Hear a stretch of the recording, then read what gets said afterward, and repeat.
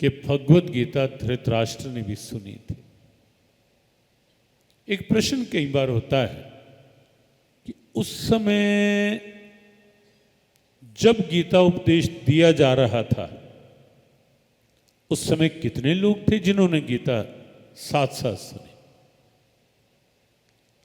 क्योंकि दोनों सेनाएं थी आमने सामने, और छोटी थोड़ी नहीं 18 अक्षौणी की संख्या थी। लगभग 48-50 लाख के आसपास बैठती है वो संख्या, क्योंकि 2,62,000 के लगभग महाभारत के उद्योग पर्व के अनुसार एक अक्षौणी सेना की गणना थी।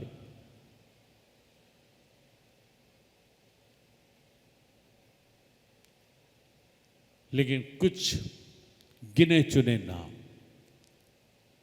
जिन्होंने उस समय भगवान के मुख से निकले उपदेश को श्रवण किया। महर्षि व्यास, वो तो अपनी दिव्य दृष्टि सब देख ही रहे थे, सुन ही रहे थे। उस समय भगवत गीता महर्षि व्यास ने सुनी, अर्जुन ने सुनी ही सुनी सामने। लेकिन एक नाम और आता है, श्री हनुमान जी महाराज।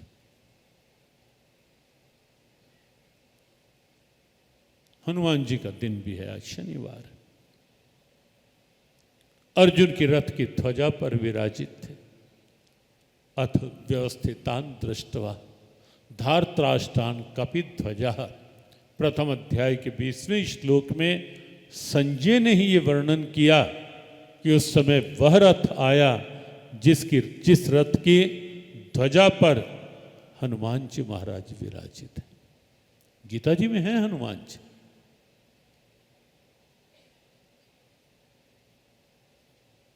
और ऐसा वर्णन आता है कि जब पूरा गीता उपदेश हो गया था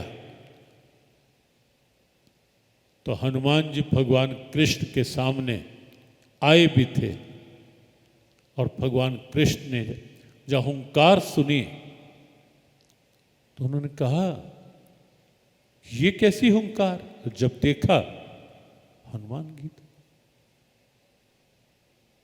कहा हनु तूने गीता सुन ली। मुझे डोंगरे जी महाराज इसका बड़ा एक वैचारिक विवेचन किया करते थे। तूने गीता सुन तो ली, लेकिन कुछ अनीतिपूर्वक। कहा वो कैसे? क्या श्रवण वक्ता के आसन के नीचे बैठ के होना चाहिए, ऊपर बैठ के नहीं, ऊंचाई पर नहीं।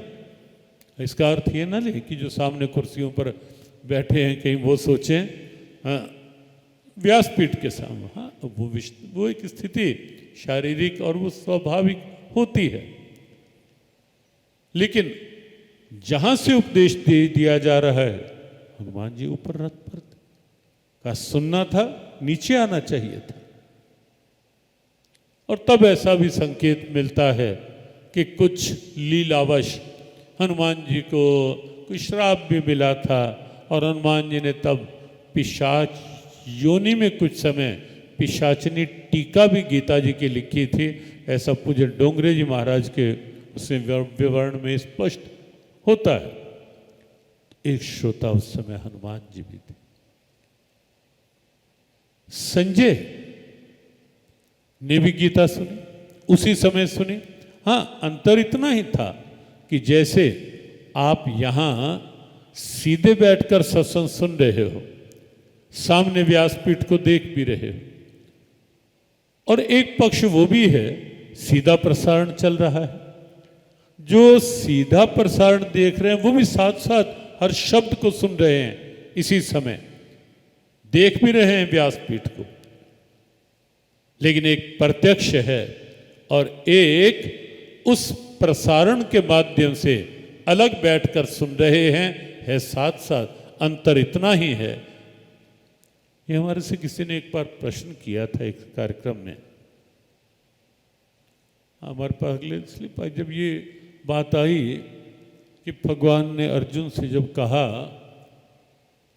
कि जैसा तूने मुझे देखा है इस रूप में किसी और ने नहीं देखा, तो तब ये प्रश्न आया कि संजय ने भी तो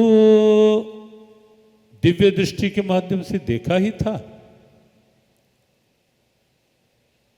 जैसा तूने देखा है, भगवान ने कहा, वैसा किसी और ने नहीं देखा, लेकिन संजय ने भी तो देखा था ना।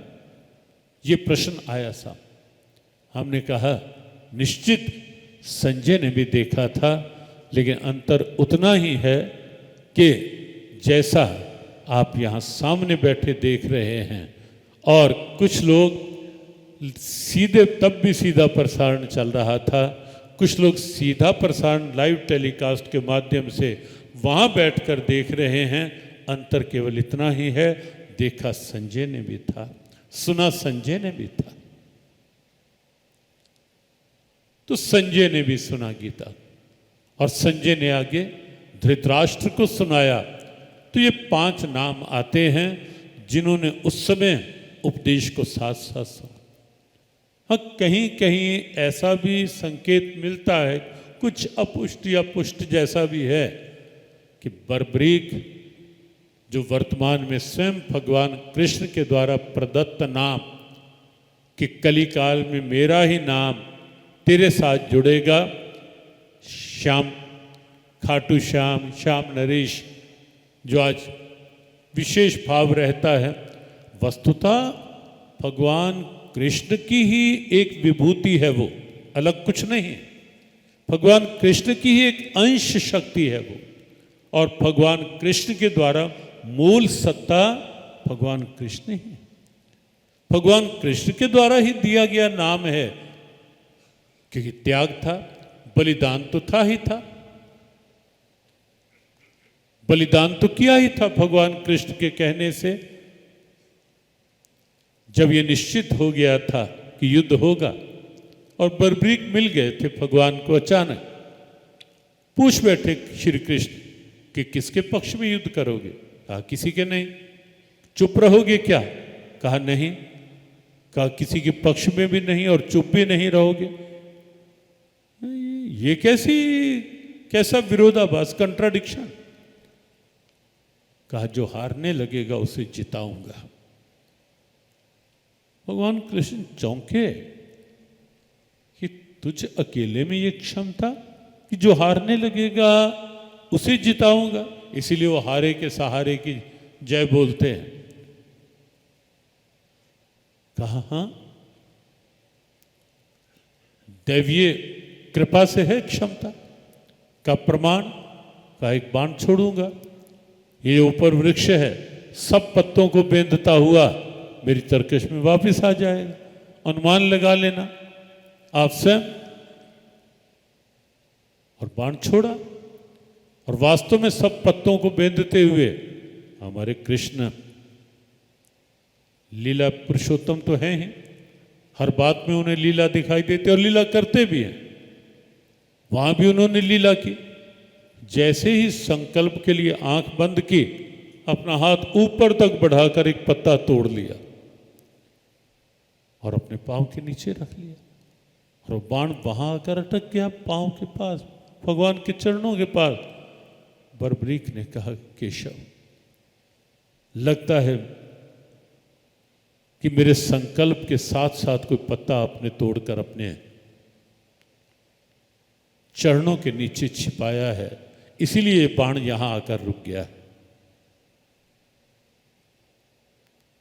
कहा केशव, अच्छा रहेगा कि आप अपना पांव हटा लो, क्योंकि ये बाण मानेगा नहीं अब उस पत्ते को भी बेन, क्योंकि संकल्प के बाद टूटा है।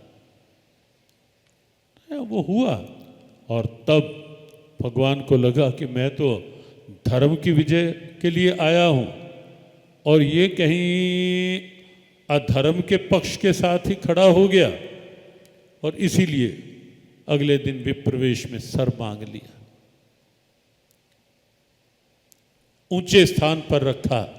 जो इच्छा थी कि मैं पूरा महाभारत देख पाऊं और कहां क्या हो रहा है सब मेरे सामने हो।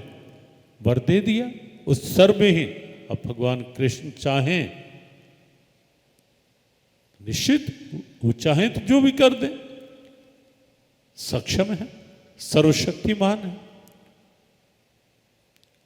वो क्षमता दे दी, ऊंचे स्थान पर रख दिया और वहां से बर्बरीक पूरा देख रहा था। और संभवतः स्वर भी, इसलिए कहीं कहीं ये बात आती है कि उस समय संभवतः गीता के शब्द बर्बरीक के पास भी पहुंचे। यद्यपि सामने पितामह थे, गुरु द्रोणाचार्य थे, वहां तक नहीं, वो तो देखते ही रह गए कि कुछ हो रहा है, लेकिन शब्द नहीं वहां पहुंचा। संजय ने गीता सुनी, हस्तिनापुर में बैठ करके सुनी, धृतराष्ट्र को सुनाई। धृतराष्ट्र पर असर नहीं हुआ, ये कल बताया था। क्यों? क्योंकि वृत्ति अटकी हुई थी। और ये भी बताया था कि यदि हमारे में से भी किसी की यहाँ बैठकर भी वृत्ति अटकी रही तो निश्चित है गीता की उस तात्विक भाव का लाभ नहीं ले पाए। यहाँ बैठकर भी उन प्रेरणाओं का बिल्कुल लाभ नहीं ले पाएंगे यदि मन की वृत्ति किसी एक भाव में अटक कर रह गई। इसलिए आओ, मन को खोले। सक्षम ग्रंथ है गीता, दिव्य ग्रंथ है गीता, अलौकिक ग्रंथ है गीता।